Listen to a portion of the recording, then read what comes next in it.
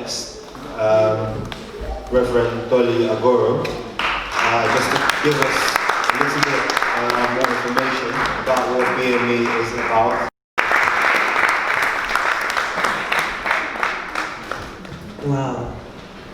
Thank you, everyone. To be honest with you, I am very excited and I am happy to see each and every one of us here today. To some that have left for their afternoon jobs. To us, minority ethnics, we find it difficult to give our time to such events just because we believe we need to work. I do appreciate the fact that we all need to work, but sometimes I don't need to say what all my speakers have said again. To start with, I really appreciate my deputy mayor. Thank you, Councillor Vin Jones, Councillor Rachel Blake, Dr. Dayo Domu, my mentor, Pastor Dele Alawande is a pastor and is a lawyer of the solicitors. So our mommy here, Councillor Shade Bright, thank you very much. Councillor Majid has left and our civic mayor. I really appreciate everyone. Some of my friends, dignitaries, pastors that supported me, leader the community. Some had left already, some are still here. My director, deputy director, Lee Tillman, I really appreciate you. I really appreciate everyone for coming here today and for the success of today's event. Like I said, when I came to Doncaster just 2 years, I felt a bit of racial inequality, and then there was nobody or kind of focal point or where to go. But the first year I kept shuttling between Dagenham and Doncaster, so it wasn't really my business. But by the grace of God, a year after we started church here, so I was more grounded here. And then I looked around, I was struggling to really find resources and to really get engaged. So that prompted me on, before coming, my decision was to come here for a quiet life with my 2 boys being recently bereaved of my husband. But I find myself drawn into this community thing that never dabbled into. And then it became a challenge. One part of me is saying, go for it. Another one is like, mind your business. You know, where are you going to get people? I remember going to a few people when I wanted to start this, and I had the concept last year. I had in mind that if I could bring about 50, 60, 70 leaders, because it's all about us impacting the leaders to impact our people. Otherwise, we'll become a blind leading the blind. And what I found out that some of us, we don't know, and we pretend as if we don't. I've learned so much here today on this platform that, to be honest, you can't read it in book. You need to really connect with people that have been there from humble background so that we overcome this mind blame. I'm a minority, I cannot do it, there's nothing for us, they have to do it for us. And thank God when I met Pastor Richie Abaga, and I shared my vision with him, and he said, do you know something? Council is kind of, they are not, from his experience, he gave a very positive impression. And I said, okay, I'm going to write to whoever is there. And he gave me the email of Domila, and I just wrote her and I went on holiday to Malta with my boys. By the time I came back, she replied, I was like, woo. And they said, come and meet these people. And few of us that were around, come on, let's go. And we started, I didn't know what to say. I just said, listen, it's not on. Last year we didn't celebrate Black History Month. I didn't hear of it. This year we have to celebrate it. And I'm here to celebrate it. You know, even I did not believe the sound of my voice. But I just thought something had to be done. So I really am grateful for what we've been able to achieve. We're just going to be Black and minority ethnic in Doncaster. It's just going to be a year officially registered next month. And then we started activities September last year, so we're under a year. And to the glory of God, we've been able to do this, and for the support of everyone in the council, every of my friends, brothers, sisters, fathers, mothers here. So I really appreciate and I thank you all for coming. So like I said, I'm going to put my glasses on. My eyes is getting younger now. I said to myself, why are you doing this? And it's still a question that I'm still struggling to answer. But the only reasonable answer that comes to me is that this is the future. Then I went to say, what is the future?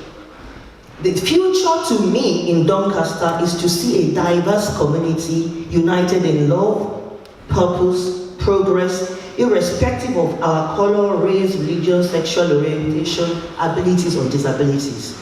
This has really impaired our minds, has really affected us from progressing. And like I said, I tried to run away from this move, but I found myself drawn deeper by the day.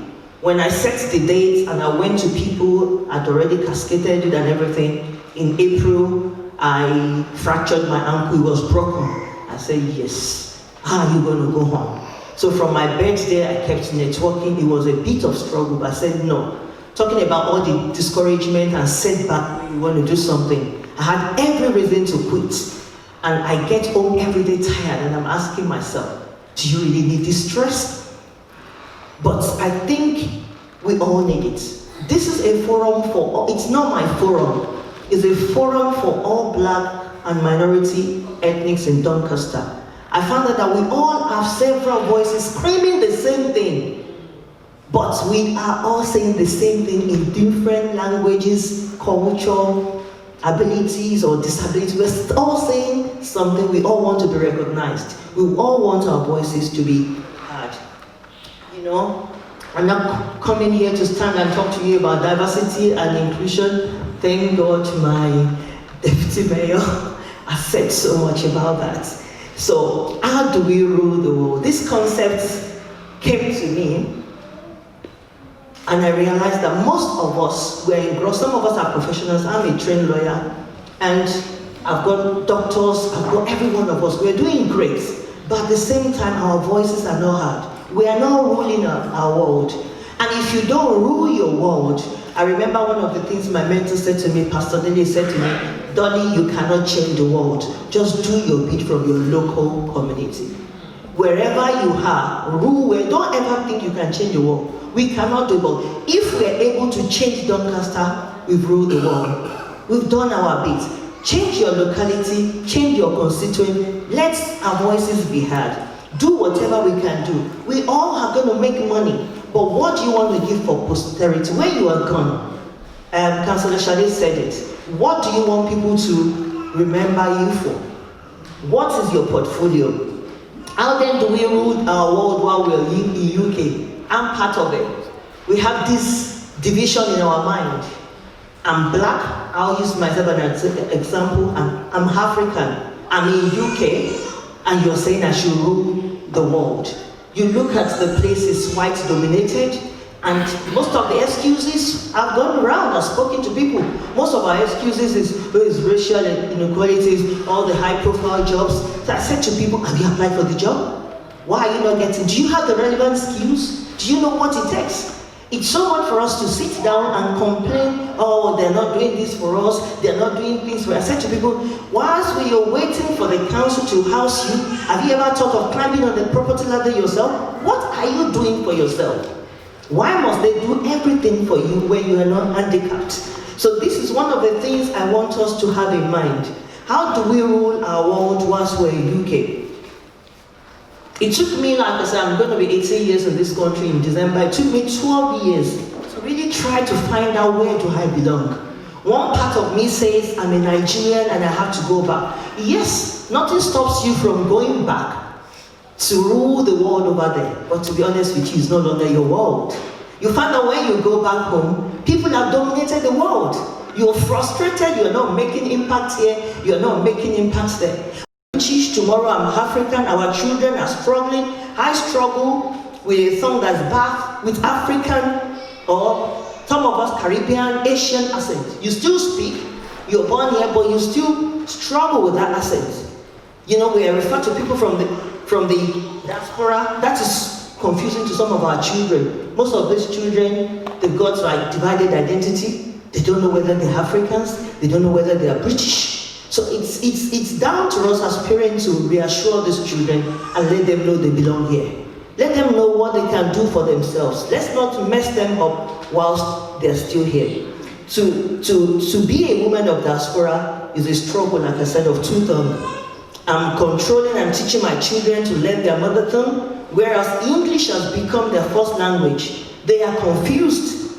They wonder what preference. Some of them, it's not by choice that they are here. Some of us, we chose to be here. Some of them, it's not their choice. We give back to them. So they've got no choice.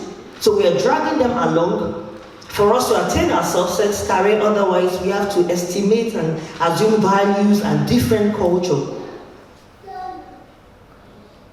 As children, they all experience educational inequalities. Ask them, they struggle to fit in school. But one of the things I say is, you need to impose them with this confidence of who they are. Not with this failed mindset ourselves. And that's the essence of this. Changing our mindsets, empowering ourselves, building our future through our children, through the next generation. To be honest, sometimes I don't waste too much time on our generation, because some of us, we have a very difficult mindset.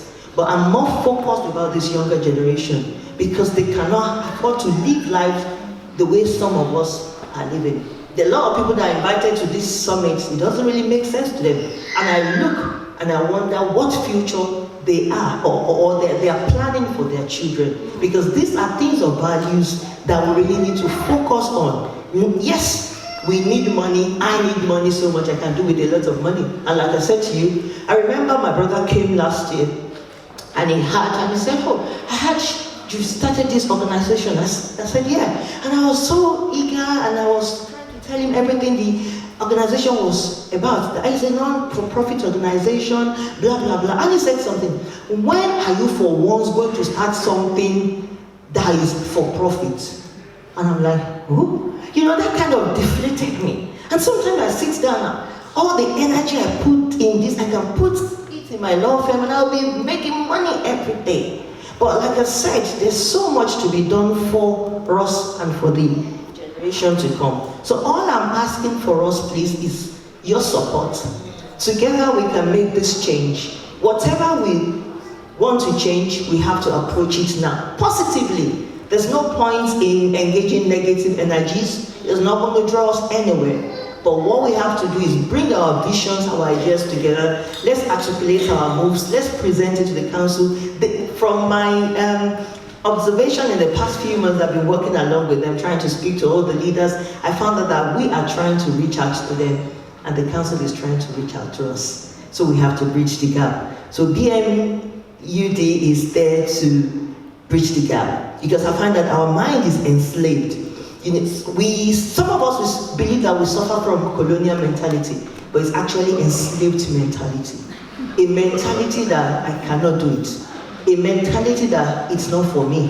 If it's not for you, it's not for nobody, so it is for you. So once we take it, we've had testimonials from Councillor Shade Bright, from Dr. Dayolo, even Majid Khan, even Reverend Richie Sofa that has spoken to us, how they all started from humble beginnings. Some of us were better off. We didn't have food on the streets, so we have a lot of things to really empower ourselves. So this summit is focused and aimed to empower our mind and vision to enable us to reach our mission and our vision. Whatever we want to do, we can do it. Together we can do it. I can't do it alone by myself. Can you imagine if I called for this summit and you do not turn up? It will have been a failure. So you can see that, and I really appreciate a lot of people asking questions.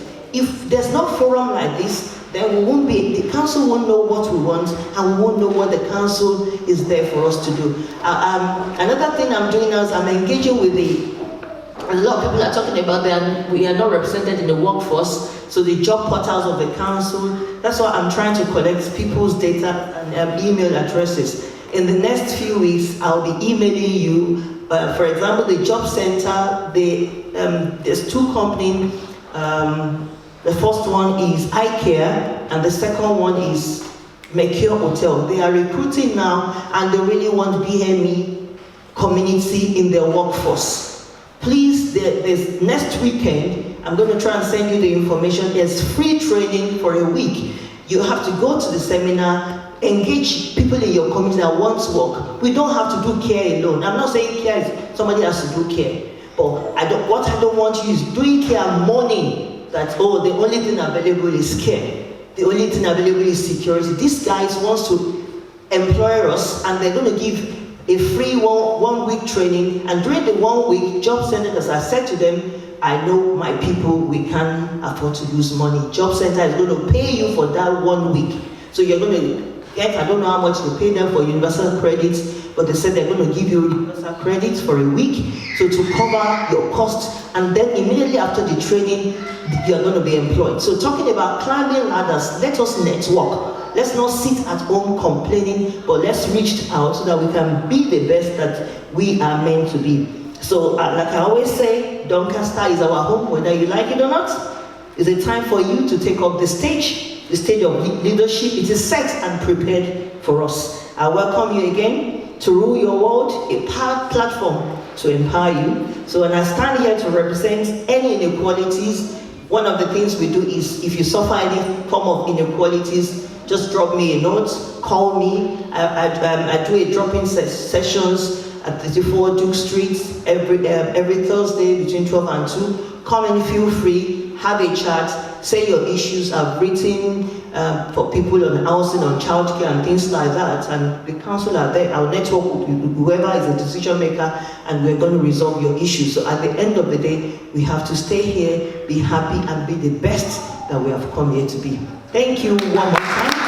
Thank you, everyone. I really appreciate it. If I don't mention your name, if I start mentioning everybody's names, you know, I'll be partial. So everyone is equally important today. I really appreciate. I only acknowledge all my guest speakers. Some of them drove down 3 hours to and another 3 hours. So I really appreciate you, sirs and Mas. Thank you very much. God bless you all.